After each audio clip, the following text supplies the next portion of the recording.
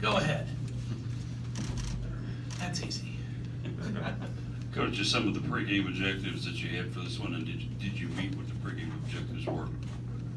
Yeah, I mean, our pregame objective always is to score one more point. And we got that done tonight. We played really, really unselfish. We passed the ball extremely well. Defensively, we were pretty good at making them take shots we wanted them to take. Now, in that first half, they scored 24, and 6 or 8 of them may have come off of our breakdowns, where we let them drive straight to the basket.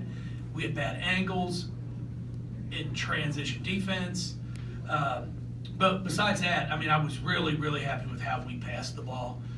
We scored. We scored it well. And just to have 6 players in double figures in your high score at 12.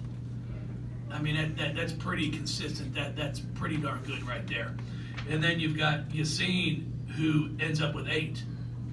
So really pleased with how we played tonight. And we needed a game like this at home. We haven't played extremely well here, like we have in the past. So I thought this was a really good ball game. We need to get everybody as much rest as we can tomorrow, because it's going to be a ball game on Thursday night. I don't care what the scores have been in the past games they played. When we go up to Notre Dame, it's always a game. And I expect it to be a really good basketball game. Coach, as far as Bianca's development goes, it seems like, especially the latter part of this season, the mid-range J has really been effective for her. I know she had about, I think, 2 or 3 today. Well, she's probably never going to have Kylie's range. How important is it for her to be able to step out there at the free throw line and knock that down? No, I mean, it's really important. She's changed a lot of scouting reports, because it used to be make her shoot it at the free throw line, give her that shot. Now, she's worked so hard on her game that she's pretty darn consistent from 15 to 18 feet. She's not a three-point shooter. She doesn't need to be a three-point shooter. She can shoot them. She shoots them in practice some. But she knows that's not what she needs to do. For us, she shoots it, from 15 feet. She can face up. She's got some quick post moves when she's back to the basket. But, she's doing a remarkable job. And everybody talks about her offensive output today, but it's what she does at the defensive end for us that is invaluable. She guards her man. When someone gets big, she picks up their man, and then she gets back to her man. It's pretty impressive what she does at the defensive end of the floor.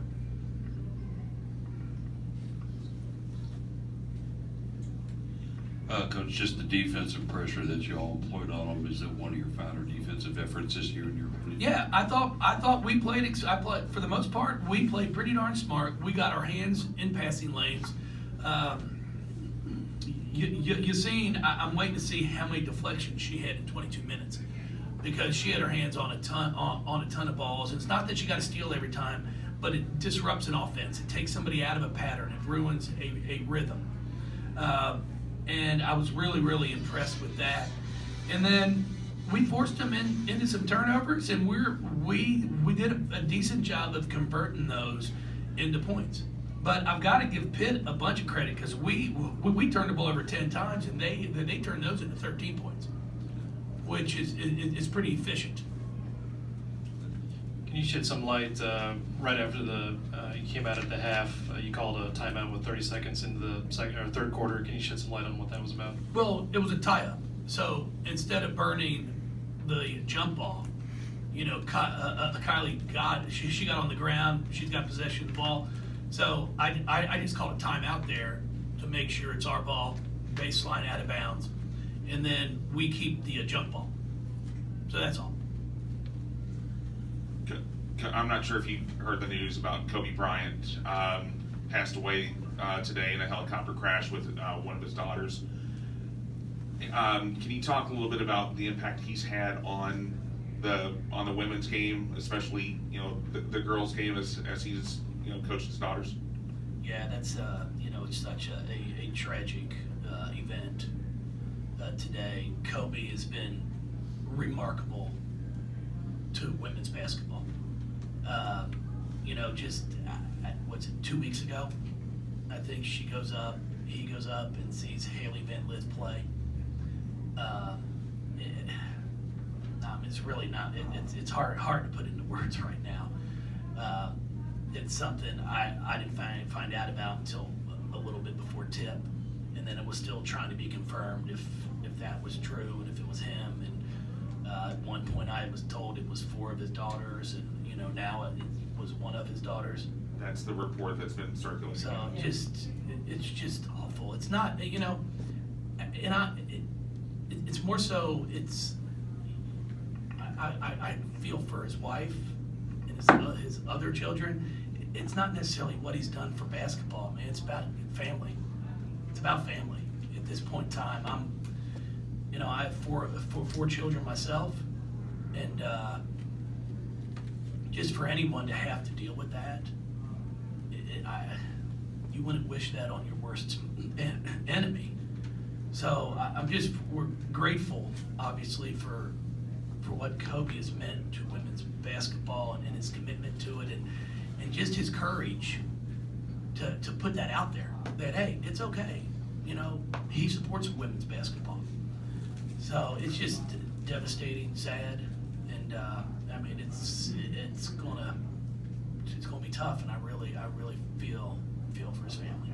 Jeff, there's so much social media reaction. Do you think kids like on your team still relate to a guy like that? Even though, obviously he's put Oh something. yeah, there's no question about it. All right, we had called a couple players that were very devastated before the game.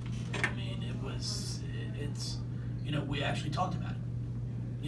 We talked about Kobe, what he did, what he's done as a player. And I said, the reason Kobe, the Mamba, is because of how he played. Everybody knew him because of how he played, and then you get to learn about him as a person, and now all of a sudden you've got a great basketball player and a great man. And I said, hey, if you want to pay the respect, go out there and bust your tail, because you don't get to be his stature of a basketball player by not playing hard every single night. So yeah, all of our players we're a little shaken, and then I was very impressed with how we came out and played.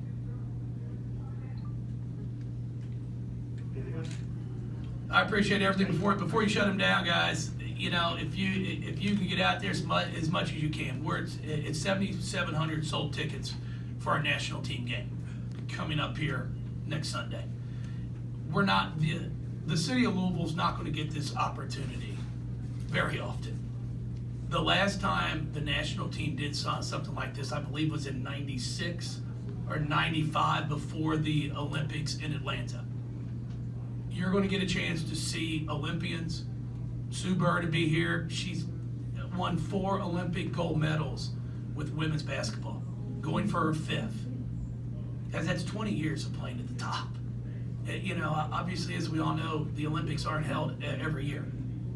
And then you're going to have Angel McCoughtry, who's coming back here, a 2-time Olympic gold medalist. Breonna Stewart is going to be here. You're not going to get a chance to see the caliber of basketball than you will on Sunday.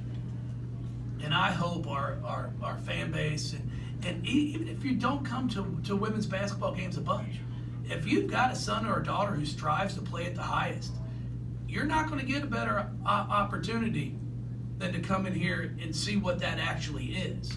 And the great thing about it is we still have lower bowl seats available. It's not like you're going to be sitting up top. So you're going to get a great opportunity to see some of the best basketball players in the world.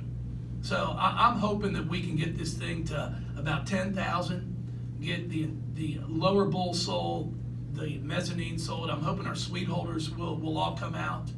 And then, like I said, you got plenty of time to go back, get your wings, get your 6-pack, and have a wonderful time watching the Super Bowl.